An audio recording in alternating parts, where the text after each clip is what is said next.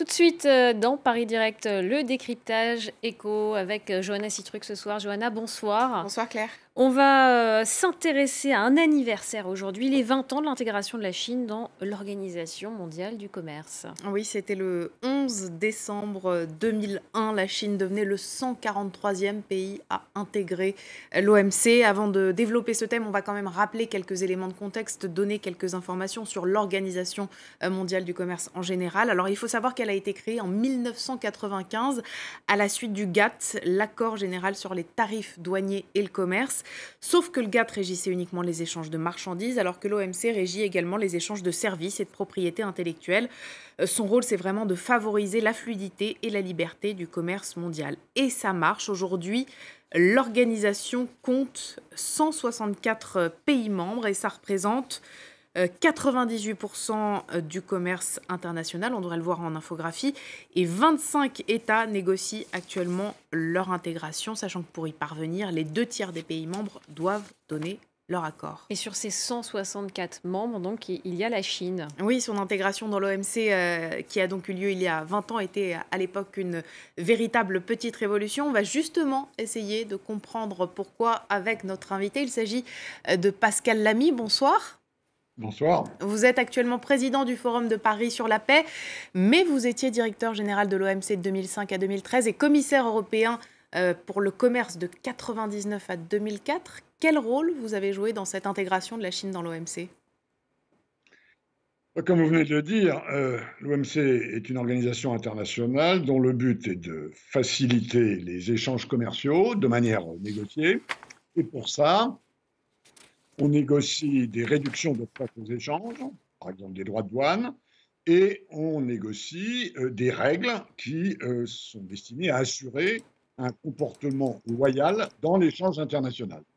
Et donc, pour entrer à l'OMC, un pays, et la Chine, il y a exactement 20 ans, comme vous l'avez dit, a dû d'une part s'engager à respecter les règles de l'organisation en ajustant son système juridique, par exemple en acceptant, en s'engageant à protéger la propriété intellectuelle, ce qui n'était pas le cas avant. Et d'autre part, la Chine a ouvert son marché aux autres pays en contrepartie du fait que, à partir du moment où elle est membre de l'organisation, elle bénéficie de cette règle du jeu et donc on ne peut plus la traiter de manière injuste.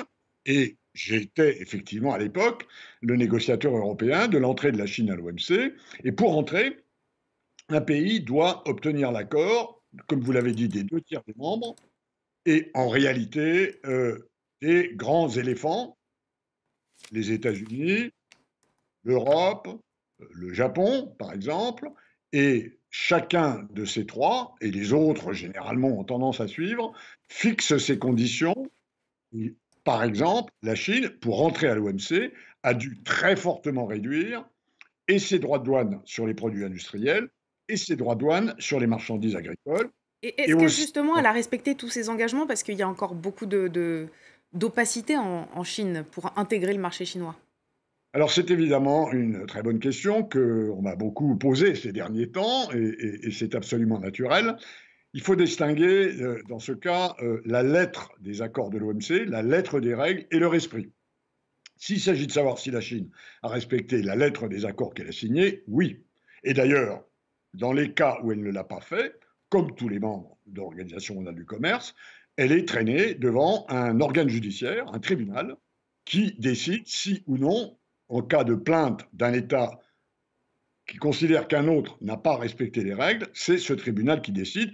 Et la Chine a été traînée devant ce tribunal, comme d'ailleurs l'Union européenne, ou les États-Unis, ou l'Égypte, ou l'Afrique du Sud.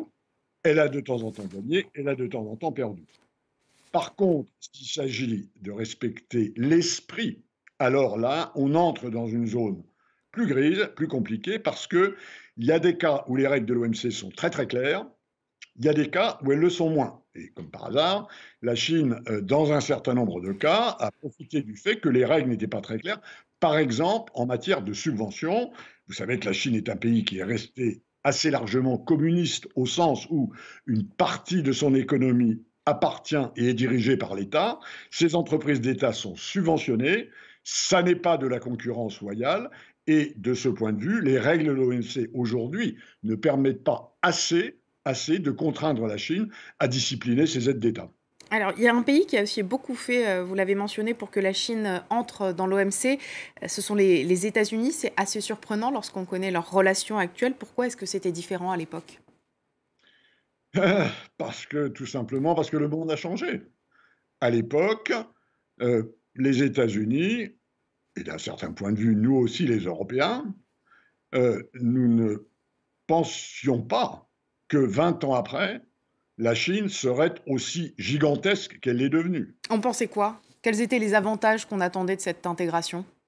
On pensait, et les avantages qu'on attendait de cette intégration sont intervenus, la Chine a ouvert son marché, elle a connu une croissance énorme, et ce marché énorme a beaucoup profité aux exportateurs du monde entier.